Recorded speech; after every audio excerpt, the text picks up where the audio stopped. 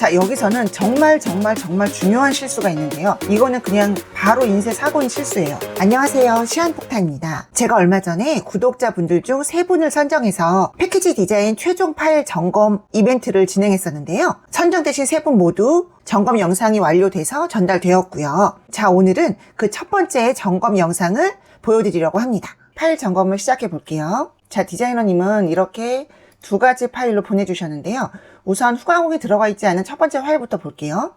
기본적으로 레이어는 칼선 도면과 정보만 나와 있는 레이어, 그리고 디자인 레이어로 잘 나누셨고, 그런데 여기서 백그라운드 레이어까지는 굳이 나누실 필요가 없으세요. 이것도 어차피 인쇄판이시기 때문에 이거는 같이 합치시는 게 나으세요. 그래야 인쇄 제작 업체로 넘어갔을 때 이 어느 한 부분이 빠지는 일이 안 생기기 때문에 인쇄판은 하나로 만드는 것이 좋으시다. 그 말씀 드리고 싶고요. 그리고 일러스트, 백그라운드, 인쇄 여분도 잘 빼셨고요. 면마다 박스가 꺾여서 넘어갈 때 위험하지 않도록 여분도 잘 주셨어요. 자, 그런데 여기서 좀 아쉬운 점은 이런 측면의 글자도 보시면 이 측면 면적의 정중앙이 아니에요. 패키지 디자인에서는 이런 거 굉장히 중요한데요. 대략적으로 눈대중으로 가운데 갖다 놓으시면 안 되세요. 자, 분명히 칼선 도면에 보시면 이 측면에 가운데 값이 있잖아요. 측면 전 중앙에 수치로 똑같이 맞춰주셔야 해요. 가장 중요한 제품명도 마찬가지로 수치 값에서는 정중앙이 아니시더라고요. 이게 아주 몇 미리, 0. 몇 미리 차이일 것 같지만 박스로 만들어 놓으면 왠지 모르게 트리에 좀 안 잡혀 보이고 어설퍼 보이는 박스들 있으시죠? 그게 이런 것들이 안 맞춰져 있기 때문에 그런 경우가 굉장히 많아요. 그렇기 때문에 그리드 시스템을 공부하고 그 그리드 시스템에 맞춰서 레이아웃을 잡는 연습이 정말 중요해요.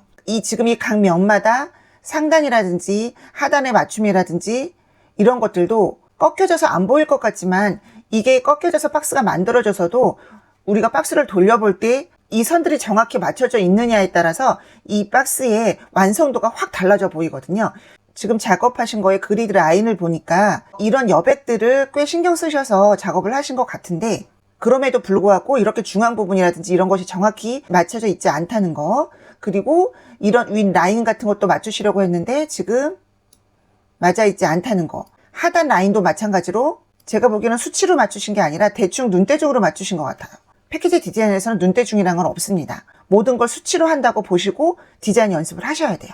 자, 그리고 한 가지 더 말씀을 드리자면 이렇게 인쇄 여분을 빼실 때 이것도 마찬가지로 대충 빼시지 마세요. 물론 이렇게 빼서 인쇄 업체에 넘어가도 재단 여분 등은 대충 맞춰주는 경우도 있는데 제 생각에는 디자이너라면 이런 재단 여분들도 대략적으로 그냥 이렇게 빼지 마시고 정확한 수치로 빼시기를 추천드려요. 그래야 인쇄 사고도 덜하고 제작 업체에서도 이 파일을 받았을 때 좀 더 신경 써서 작업하는 그런 경향이 없지 않아 있어요. 재단 여분을 5mm에서 10mm 정도 보시면 되거든요.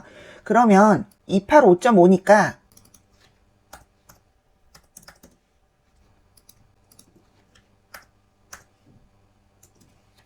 이렇게 깔끔하게 작업해서 내보내시는 게 디자이너로서 훨씬 맞는 작업이라고 말씀드리고 싶습니다. 자, 이제 사용하신 컬러를 한번 볼게요. 좀 중요한 문제점들이 보여졌어요. 자, 우선 베다 컬러 색깔을 볼게요.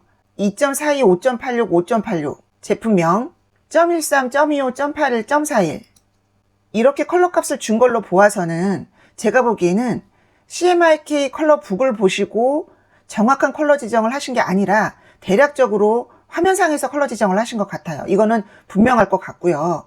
그런데 화면상에서 만들어진 컬러는 인쇄로 절대 똑같이 구현되지 않아요.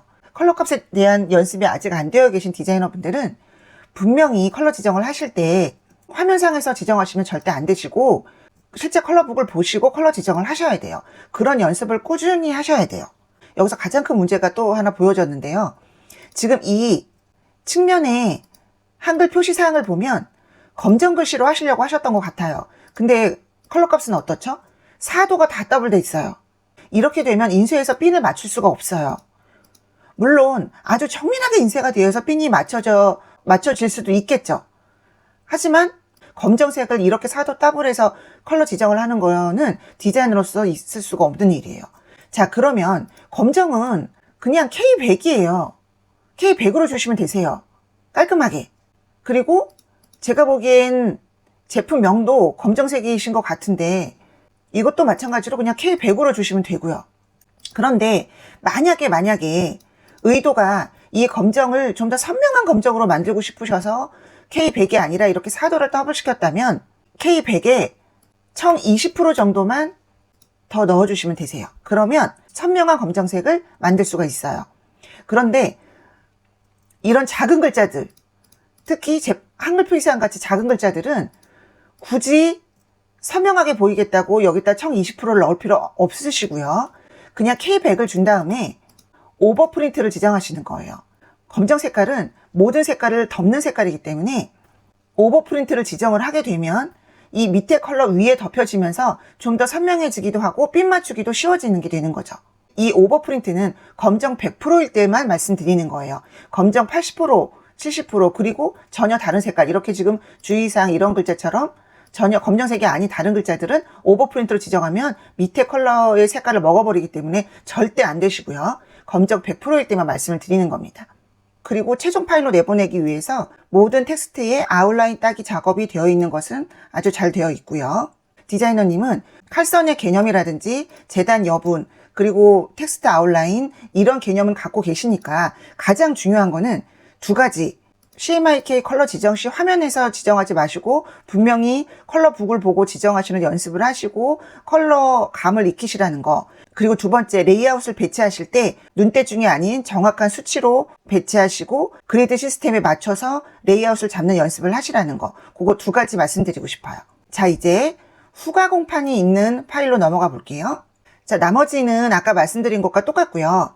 자, 여기서는 정말 중요한 실수가 있는데요.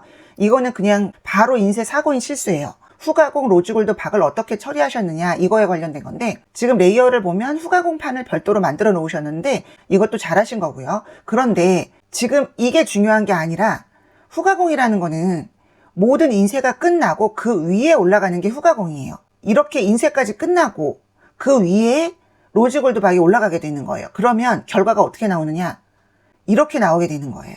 디자이너님이 생각하신 것처럼 이렇게 나와서 글자가 위에 올라올 수가 없어요.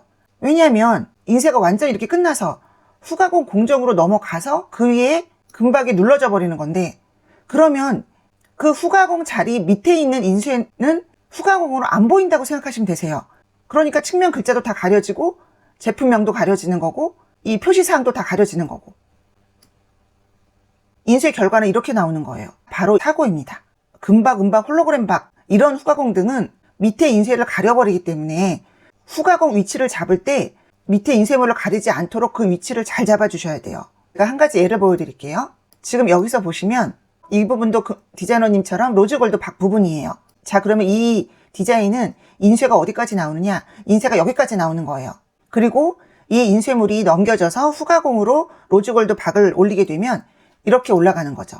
이렇게 위로 올라가지기 때문에 디자인을 다치지 않게끔 금박은 사용을 하셔야 된다는 말씀이에요.